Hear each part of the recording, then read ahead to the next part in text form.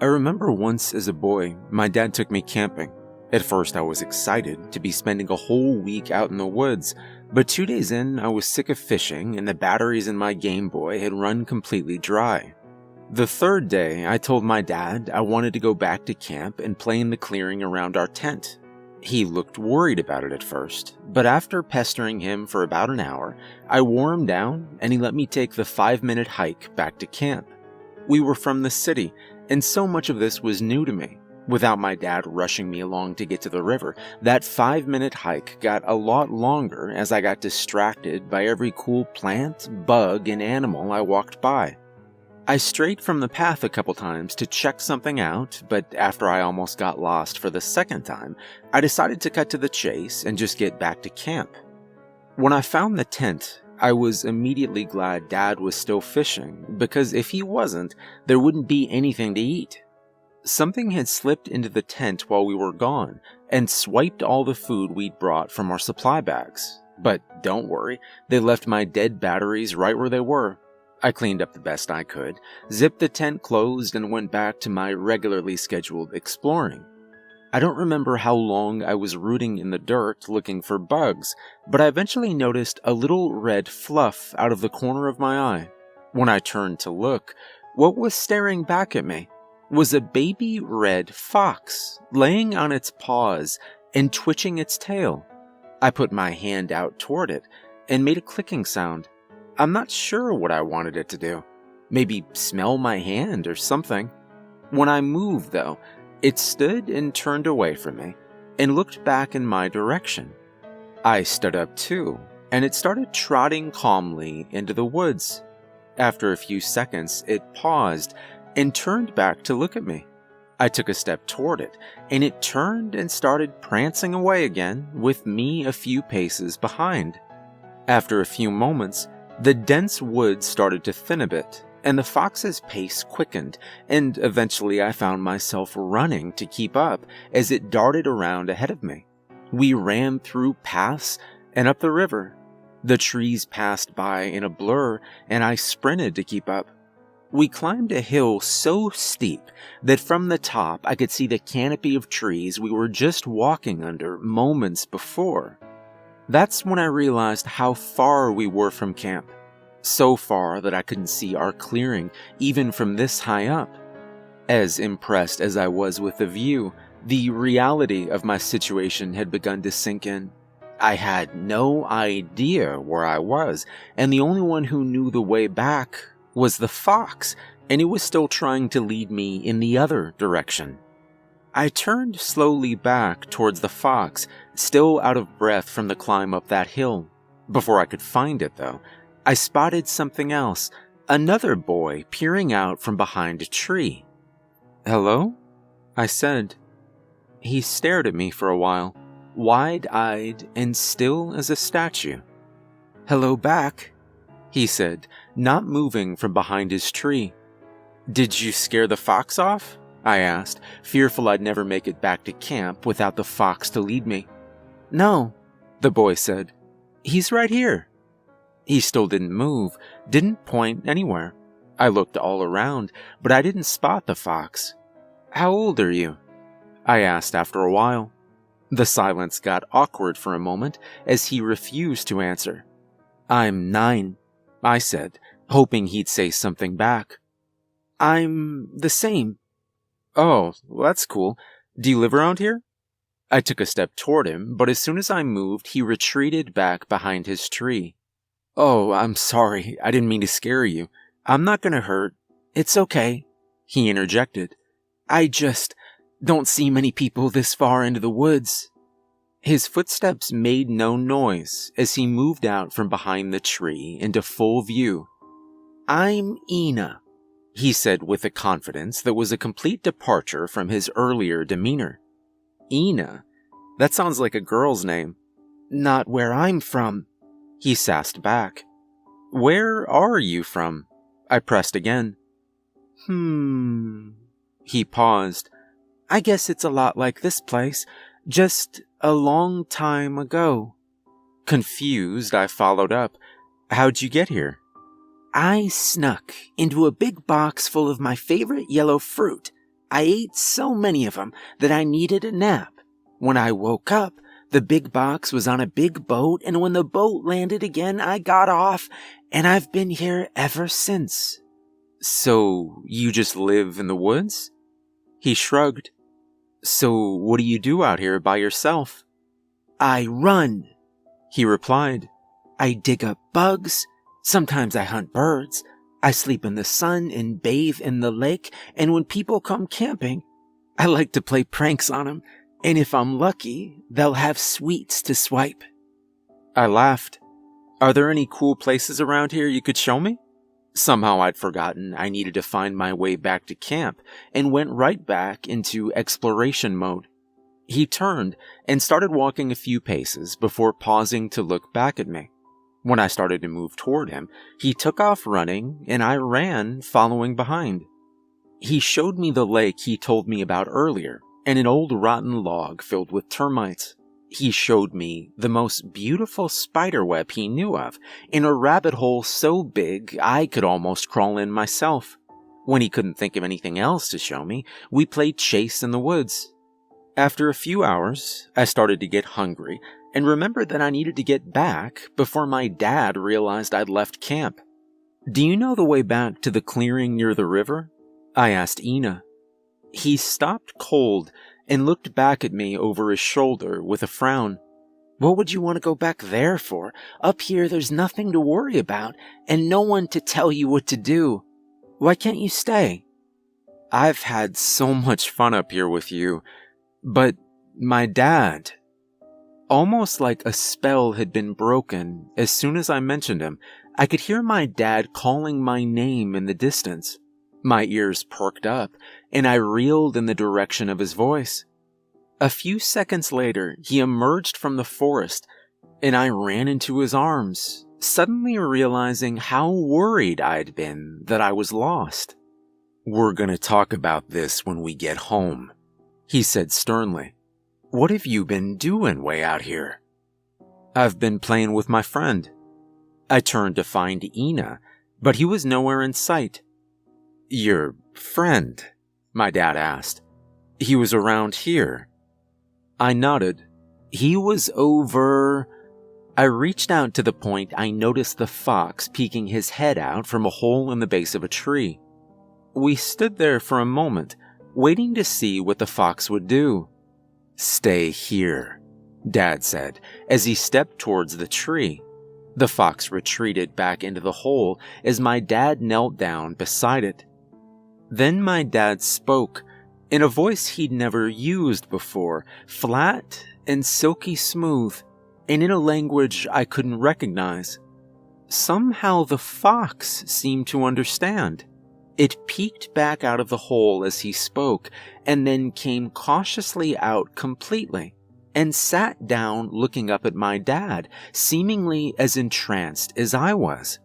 I couldn't make out a single word, but my dad kept speaking, and the fox kept looking up at him, occasionally nodding attentively, before eventually getting up and bounding back into the forest and out of sight. Dad sighed somberly and stood up. "All right, let's start back," he said. "We've got a good 2-day hike ahead of us before we can get back to civilization." I froze. 2 days? Wasn't I only gone for a few hours? "You have to be careful with foxes," he said, ignoring my question after a long pause. "They're smart and not always well-intentioned." He started to lead the way back and then spoke again. "And they like to play with their food." Time passed, and he's always refused to talk about that time I got lost. To this day, I don't even know how he found me. We went camping several times after that, and every single time a fox would visit and beckon from the edge of camp, but I learned my lesson. Now I have a boisterous son of my own who loves the outdoors even more than I ever did. Yesterday, I told my dad we were planning a camping trip. There was a long silence before he said, "We need to talk." I stared at him as he continued. I think, by now, you've already guessed that the boy you met that time in the forest was no boy at all. I nodded. But he's not exactly a fox either. He took a deep breath. My part in this story played out when I was just a boy myself, but Ina has been bound to our family since long before that. So you know his name too? I asked. I do. I know him well. My father had no taste for war and he wasn't ashamed of it. He started. When he got drafted, we fled our home and hid deep in the woods, not far from where I found you that day. Your grandpa told us how he used to play in that area when he was young, and he knew it would be far from prying eyes. At first, we just slept in a tent, but over the coming weeks, Grandpa slowly built a small hovel with a single room and a thatched roof all by hand. It wasn't comfortable, but we had what we needed to survive, and Grandpa was safe, far from the swamps his friends were dying in. I spent a lot of time with my dad, learning how to set up snares and catch fish, what kind of plants to look for, and how to build a fire without matches, but I think it became obvious after a while how lonely I was, with just my parents and nature to keep me company. Until one day, my dad brought a boy back to our camp. Ina, I muttered. He nodded back. Ina. I only saw the fox that day I found you, but if I had to guess, I'd bet he looked exactly the same the day I met him as when you did. Kitsune age very slowly, and on their time scale, he's still likely very young. They also have a lot of control over the appearance of their human form. The face that he uses is intentional. I looked at my dad, confused. I'll get there, he said. After that day, Ina and I were rarely apart. I didn't know what he was right away, and it didn't make sense that my dad would bring this kid to our home when we were supposed to be hiding, but I didn't question it. Years went by in our little home. Every day I'd pick a random direction and venture out into the woods, and every day I'd find Ina without even trying. I thought I had some superpower. But eventually things started to make more sense the day he took me to meet his mom. His mom? He made it seem like he was alone when he stowed away on that ship. I interrupted. There never was any ship. He was born here. He probably just didn't want you to know. I guess I shouldn't be surprised he lied to me. It's not like he was 9 years old at the time either. I told you, they're clever. I chuckled and shook my head. So, what happened with his mother? She kinda blindsided me. Ina was showing me to this new section of the forest that I hadn't explored, and then suddenly there was just another person. It had been a couple of years since I'd seen anyone other than Ina or my parents, so I was shocked and a little terrified that we were going to be found out and my dad would be taken away. But then she spoke. Her voice was flat and smooth, and when she spoke, it felt like her words were penetrating deep into your mind. She was impressively tall, but had a calming presence despite her imposing stature.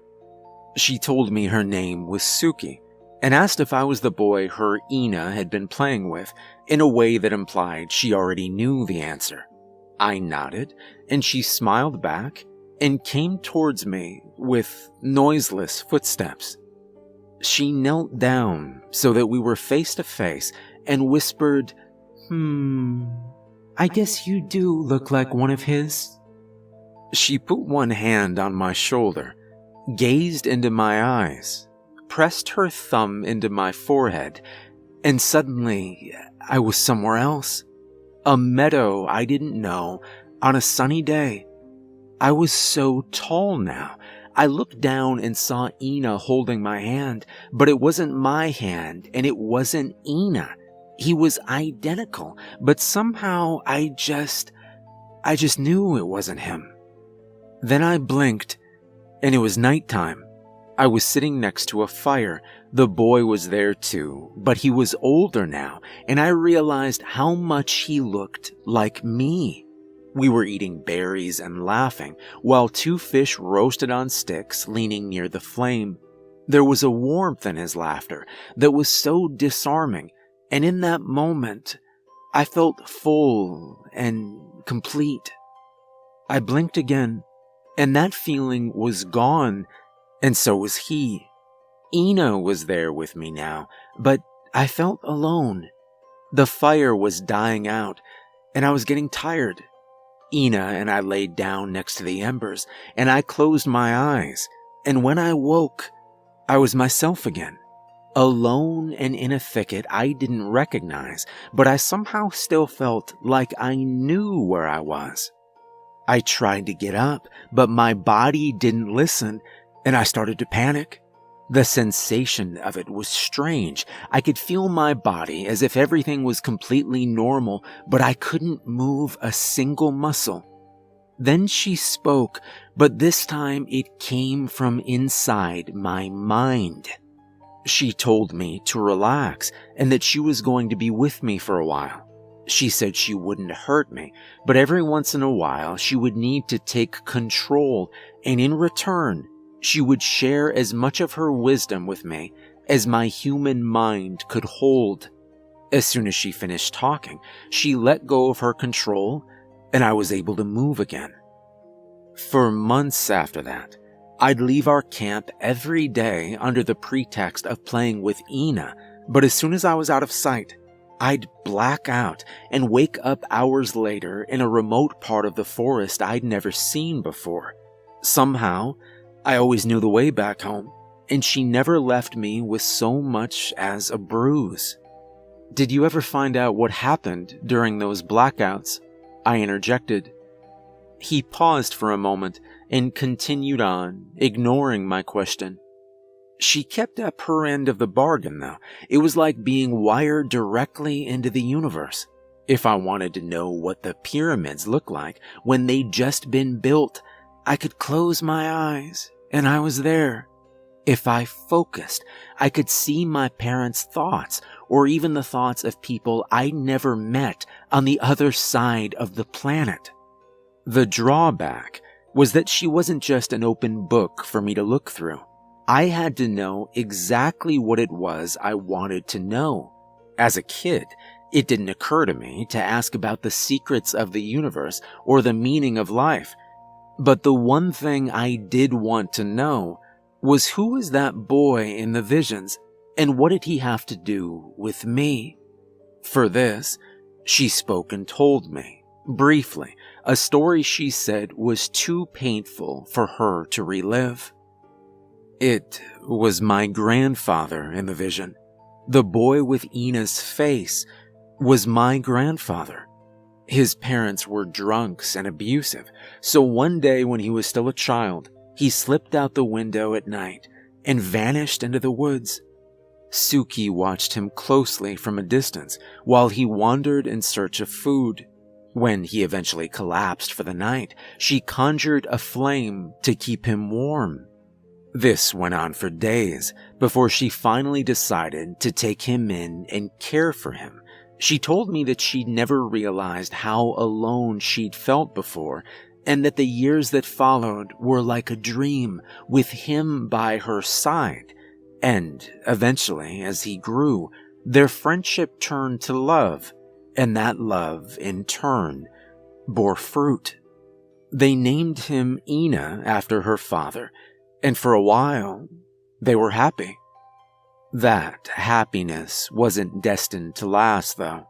My grandfather wasn't as lucky as my father when war came for his generation, and he was called on to take up arms far from his home, far from Suki.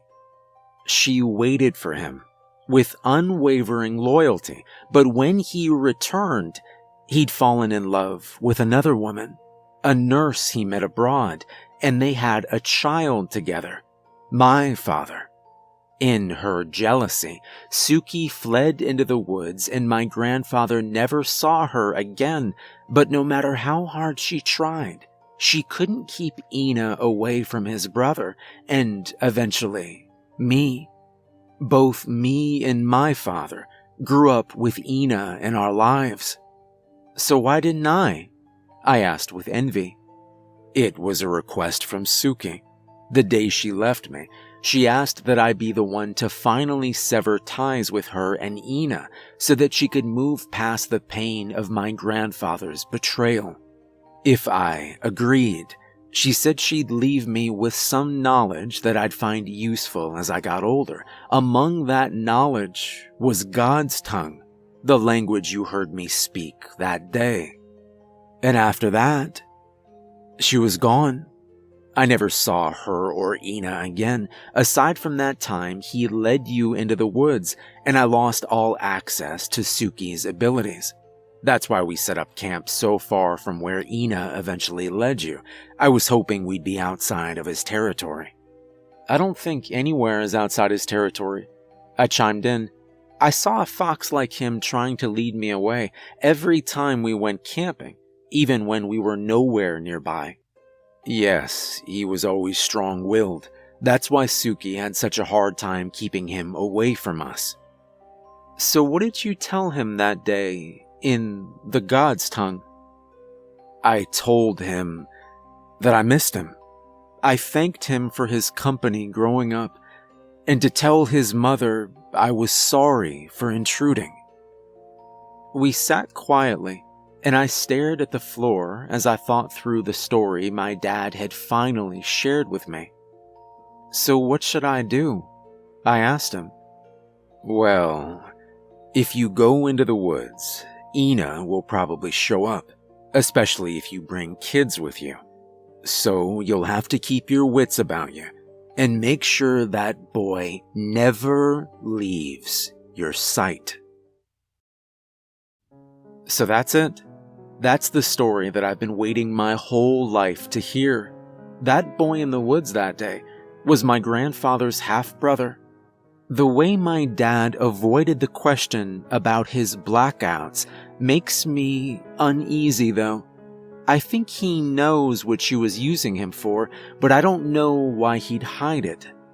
I'm supposed to take my son camping this weekend, but I'm not sure if I should anymore. Maybe I'll go by myself, and maybe I'll have a conversation with Ina on my own.